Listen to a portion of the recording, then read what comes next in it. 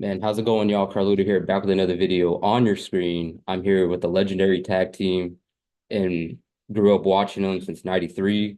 My brother got me into pro wrestling. We did backyard wrestling as a kid. I remember jumping off the ladders, like in the backyard, onto platforms and stuff because I saw y'all do it, and I felt like the Hardy Boys can do it. I can do it too. Yeah, you did do this before you jumped, right? Yes, sir. Okay. Yes, sir. I wish I still had that. I wish I still had that. My brother still talks about it all the time, and when I told him that I was going to get that opportunity to meet the Hardys, he was like, "Man, that's crazy, bro. I remember you jumping off the doing the leg drop, and Yeah.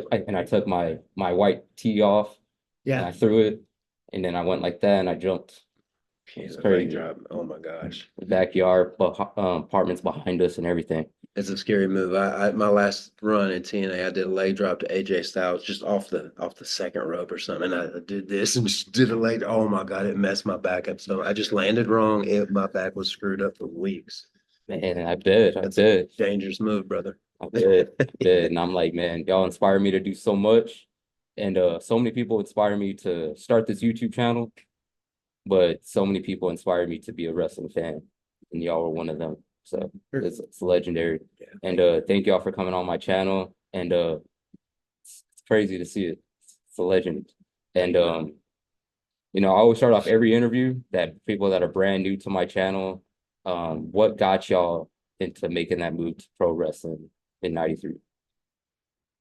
I think for me, it was the WrestleMania 4 World Title Tournament. We were following wrestling a little bit, not every single week or whatever. But Macho Man was in a commercial. I became a big fan of Randy Savage and Macho Man, and we hoped he would win the tournament, and he ended up winning it. And then from that day on, we watched wrestling every weekend. We watched every show, WWE and WA, whatever was on. Yeah, me too. I think WrestleMania 6 was a big one for me too. When Ultimate Warrior won the title from Hogan, it was in Canada, and I've always loved the Warrior and Sting because they painted their face. That's why I paint my face to this day. But that was a big one for me too. And also in Fayetteville, North Carolina, we our dad took us to watch NWA, and Sting came out with the neon green tights, the blonde hair, the face paint to match the tights, and I reached out and touched him on the shoulder. And like I was 12 years old, and I was like, oh my God, I want to make somebody feel like he made me feel just now. And hopefully I've done that a few times over the years. But yeah, I was obsessed with it, man, from 12 years old. Absolutely. It's kind of like when I got so obsessed with Shawn Michaels growing up here in San Oh Antonio, yeah. getting the same tattoo on my arm as him. And I always thought about like, man, if Jeff can draw one little thing, I could get that autographed on me.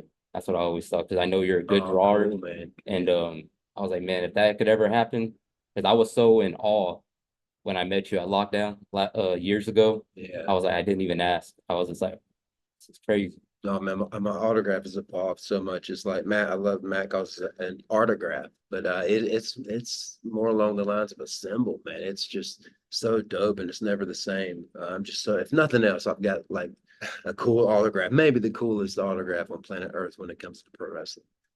Absolutely. And how do you feel about your autograph, Matt? I like it. It's not as intricate as Jeff's is. Jeff's is very flashy because it is more than just an autograph. It's an artograph. But I like it, man. And I love being able to sign stuff and put a little message and inspire people. I think that's a big part of both of us. It's real cool, as you said, looking back about some of the influence that we had on you. And there's so many people that are, 20 years younger than us that we influenced through that whole attitude era in like the late 90s and early 2000s. And it's crazy. The Rascals who were taking on in Genesis, they were heavily influenced by us. It was their dream to wrestle us, and it's coming true. It's reality. It's like we're facing us the year 2000, which is nuts. Private Party, there's several tag teams. Like also, on top of being one of the greatest tag teams to ever do it, we also feel like we're one of the most influential teams that's ever done it too. Absolutely. Like you think of pro wrestling, you think of the Hardy Boys. You think of tag teams, you think of the Hardy Boys. And growing up watching pro wrestling and, you know, watching y'all be so many epic matches in my day, um, what do you still have in store, for my childhood? Like as a growing up as a kid, now being in my 30s, what can we all expect, in this run that y'all have with the tag titles? I mean, I think you're going to see us continue to evolve.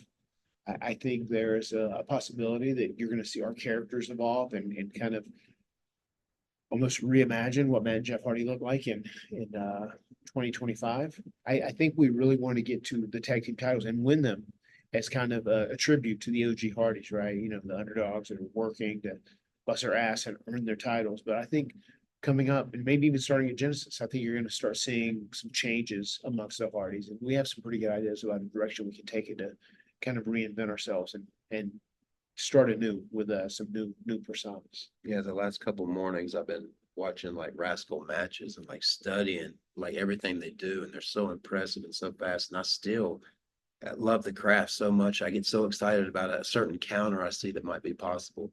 And oh my God, I've also been watching like matches from the 80s, the Freebirds and the Von Erichs, the Midnight Express, the Rock and Roll Express. And I think some of that stuff can be cool in today's time. So Genesis is going to be a different level for the Hardys, man. It's going to be a great way to kick off 2025 for us.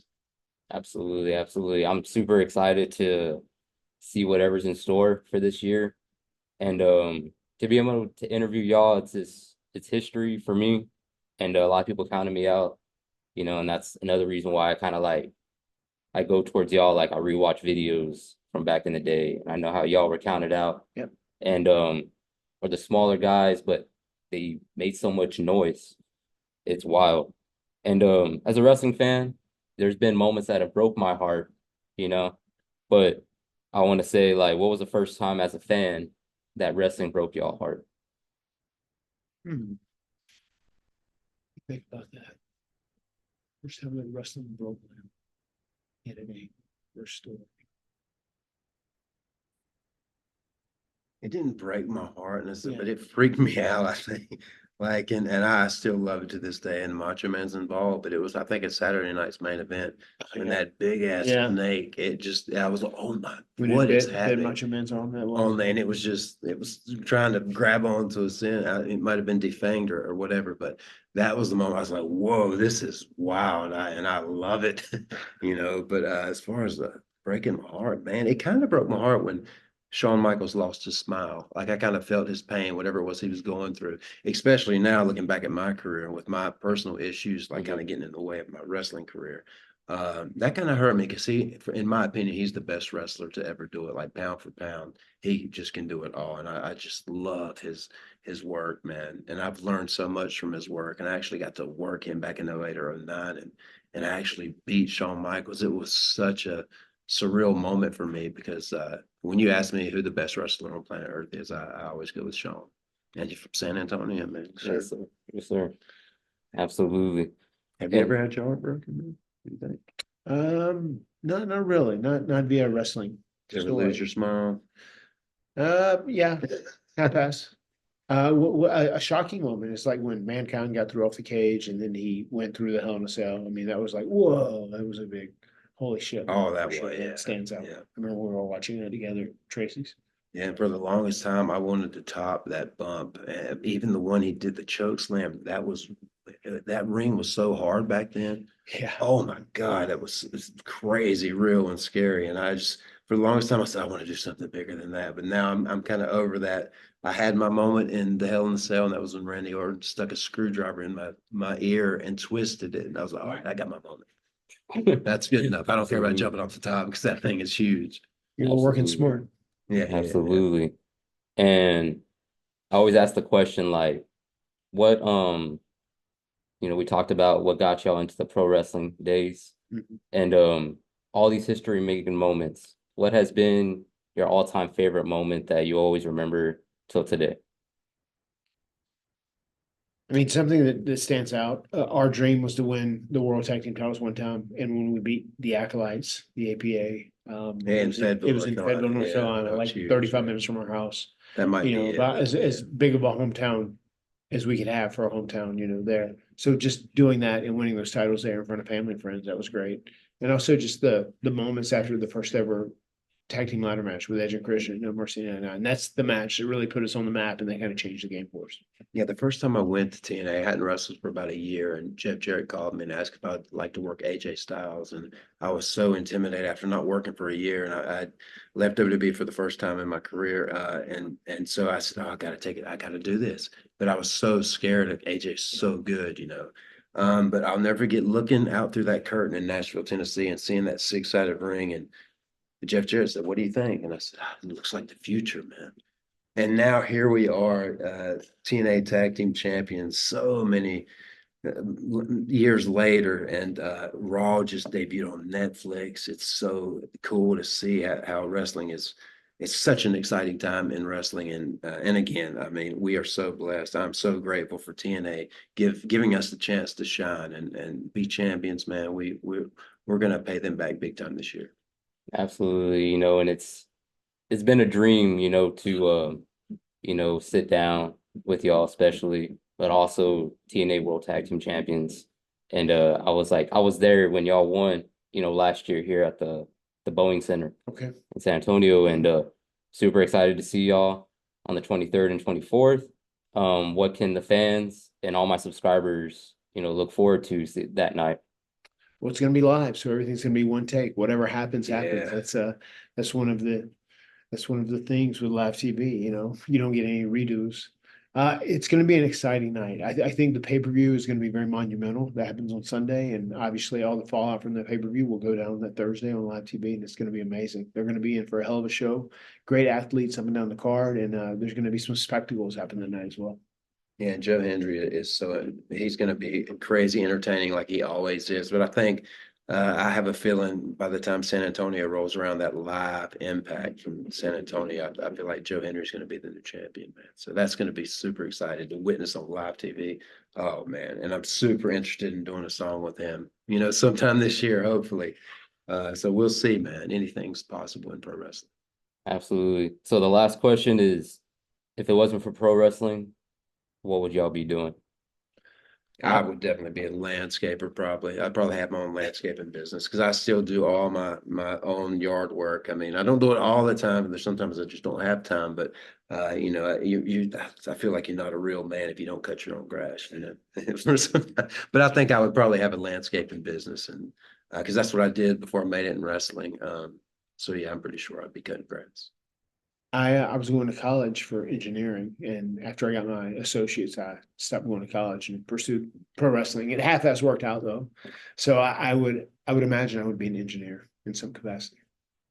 I see all these roads on top of roads out here in Texas that they're building, man. I'm like, man, is that what you would be doing if you hadn't started pro wrestling? Building roads on top of roads. Roads on top of roads, man. You can only go up.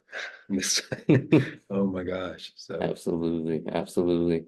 And it's been a complete honor. Thank y'all for giving me, this time out of your day. I know it's a busy time. And let everyone know where they can follow you at and follow that journey, continuing to follow that journey. You can catch me on social media across the board at Matt Hardy Brand, on Twitter, Instagram, Facebook, YouTube. I'm at Matt Hardy Brand on all those. yeah, and Instagram's my kind of main platform. I did a first little. I'm going to do a lot of character stuff this year because I used to do that when I got sober back in 2011. I started doing a lot of like YouTube videos with character stuff, and I had so much fun doing that. Just I let the creation come out of my brain, and I'm gonna do more of that this year. And just because man, if my daughters laugh at it and my wife, then I mean, I'm gonna put it out there. That's really all that matters, man. If I can make them happy, then I've accomplished something. Absolutely. Thank y'all for coming on the channel today. It's been the Hardy Boys, one and only. Carlito, one love. We out. Yeah, man. Thank you. Thank y'all.